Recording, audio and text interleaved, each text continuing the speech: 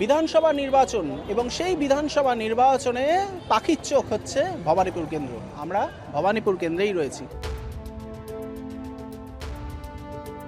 আমার চিত্র সাংবাদিক ধীমান হালদারকে একবার ছবিটা দেখাতে বলবো। ভবানীপুর বিধানসভার অন্তর্গত একটি চায়ের দোকান, সেই চায়ের দোকানে কিন্তু এই মুহূর্তে যা যা কথা হচ্ছে সমস্ত কিছুই কিন্তু রাজনৈতিক রিলেটেড, মানে কে আসবেন ক্ষমতায়, কে আসবেন না, সেই রকম রিলেটেড।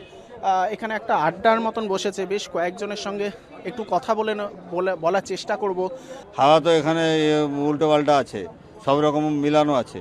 তা বিজেপিও আছে, কংগ্রেসও আছে, টিএমসিও আছে, দিদিও আছে, সবাইও আছে। আর এখন কি হবে, এখন না হওয়া পর্যন্ত কি করে বলা যাবে? শুভেন্দু অধিকারী বলছেন যে ক্ষমতা আসলে আপনাদের আরো উন্নতি করা হবে। সেটা তো এমনি সবাই বলে। হ্যাঁ, আমরা এখানে যেভাবে চা খাচ্ছি তো, সিএম এর ভাই কার্তিক ব্যানার্জি উনি একটা নর্মাল মানুষের হিসেবে এসে আমাদের সঙ্গে বসে চা খান। এই জিনিসটা আপনি ইউপি, বিহার যে কোনো জায়গায় চলে যান, যদি সিএম এর ভাই থাকে 4টা গানার বডিগার্ড নিয়ে যাবে, মানে হামে থাকবে। ওরা এইভাবে নর্মালি বসে না, কিন্তু দাদা আমাদের সঙ্গে বসে চা খায়। সবার লোকের মানে সামান্য ব্যাপার একটা, মানে সেই দেখায় না যে আমি। আপনারা বলছেন যে শুভেন্দু অধিকারী কোনো ফ্যাক্টর নাই এখানে? না না, যেই দাঁড়াক, আরে শাহ অমিত শাহ দাঁড়ালেও এখানে দিদির কাছে কোনো ফ্যাক্টর না। ठीक है, इंडिया तो सबका है, हाँ। आए ना, मोस्ट वेलकम। लेकिन दीदी जो दीदी के प्रति हम लोग का जो प्यार है वो ऐसा उन लोग के साथ नहीं हो सकता ना। आप ही खुद सोचिए ना, दीदी हमेशा आता है। वो लोग अब इलेक्शन का समय है, ठीक है, वो लोग अपना अपना देश का ही है, ठीक है, आए, मोस्ट वेलकम। लेकिन दीदी जो है, दीदी हम लोग का जो प्यार दीदी के प्रति और हमेशा रहे।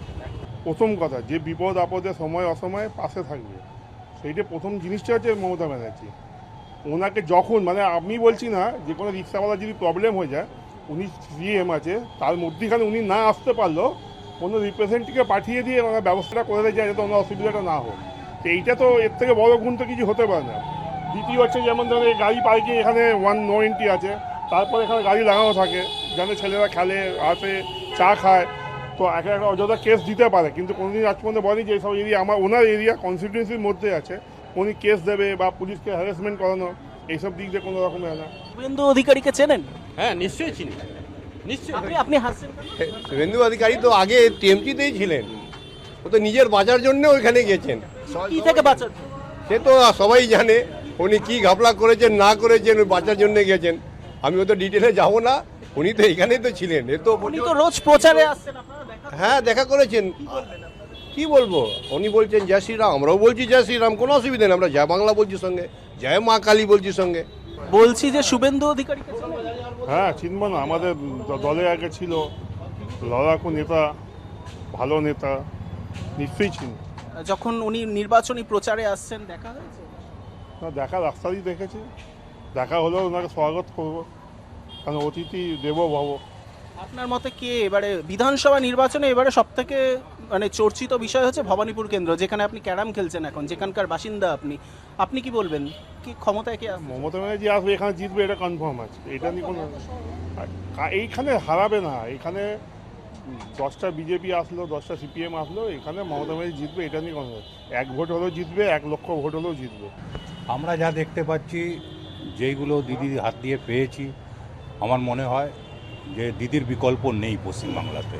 বিজেপিতে কোনো বিকল্প নেই, মানে শুভেন্দু সেই বিকল্পটা নেই, বিজেপি রেডি করতে পারে। শুভেন্দু অধিকারী তো নন্দীগ্রামে মমতা ব্যানার্জিকে পরাস্ত করেছিল।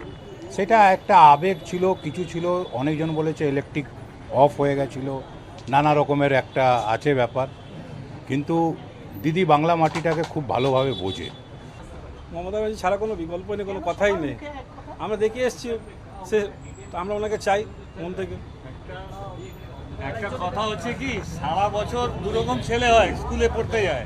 একজন সারা বছর পড়াশোনা করে, আর একজন পরীক্ষার 1 মাসে আগে পড়াশোনা করে। বিজেপি হলো 1 মাস আগে এই দেবো, ওই দেবো, তাই দেবো, এই দেবো। এতদিন সেন্ট্রালে তুই দিলি না কেন, ডিএটা বাড়ালি না কেন, এখন কেন বাড়াতে যাচ্ছিস? ভোট আসছে বলে, ভোট ব্যাংক ক্যাপচার করবি বলে। এইটার জন্য তো এই খেলা কেউ বোঝে না, অশিক্ষিত সবাই, এগুলো তো ব্যাপার। লোকে দুটো কথা বলছে, এক বিজেপি হচ্ছে অবাঙালিদের সরকার, আর দ্বিতীয়ত হচ্ছে বিজেপি ভোটের সময় এসে বড় বড় কথা বলছে। এটা কি মানে আপনি কি বলবেন? একদম ঠিক বলছে, লোকে যেটা বলছে আমারও মত সেটাই। বিজেপি অবাঙালিদের সরকার, আর বিজেপি কি করতে পারবে আমাদের ডাউট আছে, আদৌ কিছু করবে কি না সেটাও ডাউট আছে। কি করেছে বিজেপি, কি করেছে গত 5 বছর ধরুন না, আপনাকে বেশি দূরে যেতে হবে না, কি কি কাজ করেছে, উন্নয়নগুলো কি করেছে, কিছুই তো করেনি। আলটিমেটলি একটা জেনারেশন শেষ হয়ে গেছে। গত 10 বছরে আপনি কি বয়সটা ফেরত দিতে পারবেন? না বিজেপি পারবে, না তৃণমূল পারবে। জেনারেশন শেষ তো বামপন্থীদের আমলে। হ্যাঁ, সেই থেকে আরম্ভ হয়েছে। আমি তো সেই জন্য বললাম, সেন্ট্রালে যে সরকার ছিল তার এগেনস্টে আমাদের রাজ্য চলেছে। সেই থেকেই তো তবু বামফ্রন্টের সময় অনেক ইন্ডাস্ট্রি ছিল, নতুন করে কোনো ইন্ডাস্ট্রি তৈরি তাপবিদ্যুৎ কেন্দ্রগুলো হয়েছে তো, আপনার একের পর এক হসপিটাল হয়েছে, স্কুলগুলো হয়েছে, প্রত্যেক বছর এসএসসি হতো, প্রত্যেক বছর টেট হতো। আপনি 14 বছরে কটা টেট হয়েছে, কটা এসএসসি হয়েছে, কটা কি হয়েছে? বরঞ্চ দুর্নীতিতে ভর্তি হয়ে গেছে। যে ছেলে মেয়েগুলো চাকরি পেয়েছিল তাদের কি দোষ ছিল বলুন তো?